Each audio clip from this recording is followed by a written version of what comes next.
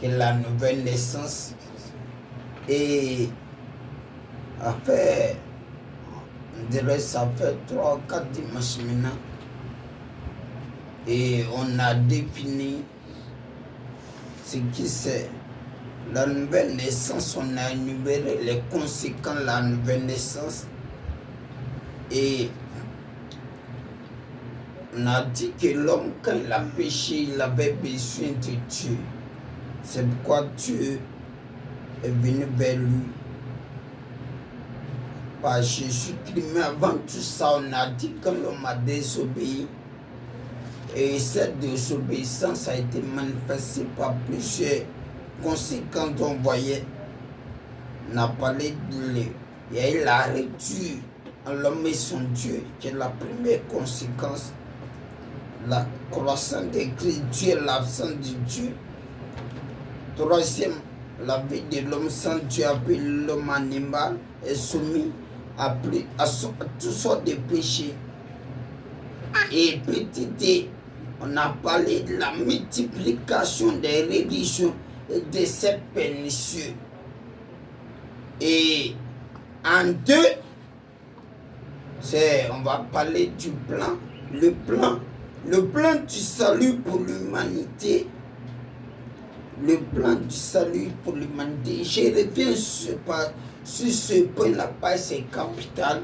Le plan du salut pour l'humanité, en petit A, la nouvelle naissance. La nouvelle naissance. Un chrétien, sans le facteur de la nouvelle naissance, tu n'es pas chrétien. C'est quoi la nouvelle naissance? Écoutez très bien. Quand tu t'es né de nouveau, tout ça, ça veut dire quoi? C'est la régénération. C'est la nouvelle naissance. C'est une vie nouvelle que le Saint-Esprit donne à notre esprit lorsqu'on reçoit Jésus-Christ comme sauveur et Seigneur personnel d'un cœur sincère et vrai. L'homme à cause des péchés était mort. L'esprit était coupé. Il faut recréer ça. Il faut recontacter ça. Il faut redonner vie à l'esprit. Donc, quand tu ouvres ton cœur, tu dis Jésus, viens moi, je te reçois. Le Saint-Esprit, qui est Dieu, donne vie à ton esprit. Donne à ton esprit des vies de nouveau. Oui. Quand tu les reçois d'un cœur vrai et sincère, pas de façon hypocrite. Jean 1, verset 12 à 13. Et nous allons lire ça. La nouvelle naissance très capitale. Jean 1, verset 12 à 13.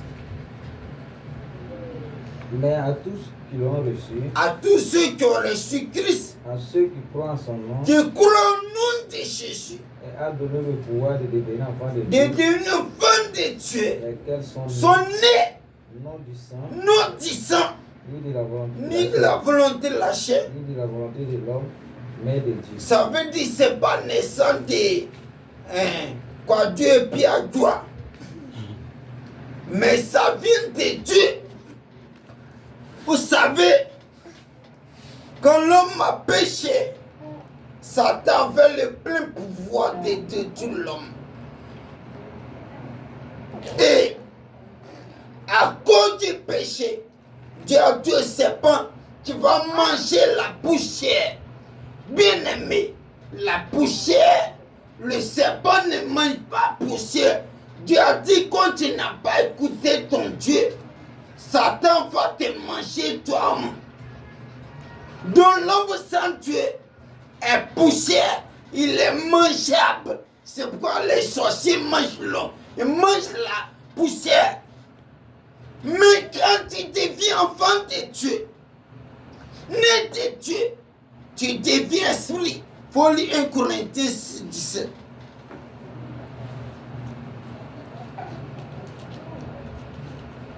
Quand tu deviens enfant de Dieu, tu pars de l'étape de poussière esprit.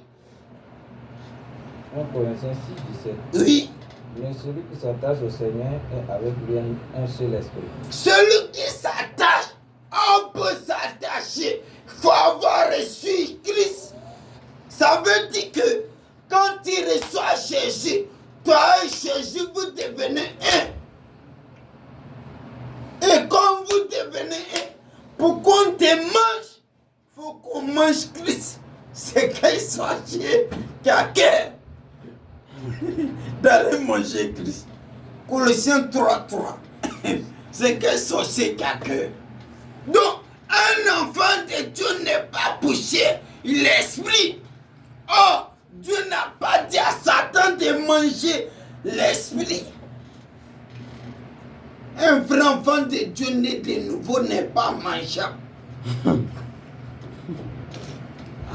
Pas un sorcier. Colossiens 3:3. Car vous êtes morts Vous êtes morts au péché. et votre vie est cachée avec Christ en Dieu. Et votre vie est cachée avec Christ en Dieu. Ça veut dire on est assis là. Nos vies là, ça est en Christ. Christ en Dieu. Donc, sorcier doit le voir. Christ. Christ qui est dans le Père qui est mangé. C'est pourquoi le chrétien ne doit pas jouer sa vie. Quand le chrétien joue à péché, lui-même ne sait pas qui il est. Par la seule chose, il peut donner droit à Satan de t'enlever du sein de Dieu, c'est le péché. En effet, à cause du péché adamique, notre esprit était mort. Ephésiens 2:1. Alors quand on reçoit Jésus, le Saint-Esprit que Dieu redonne vie à notre esprit, et nous pouvons de nouveau communier avec Dieu. Celui qui n'est pas né de nouveau ne peut pas communier avec Dieu. Tu es ennemi de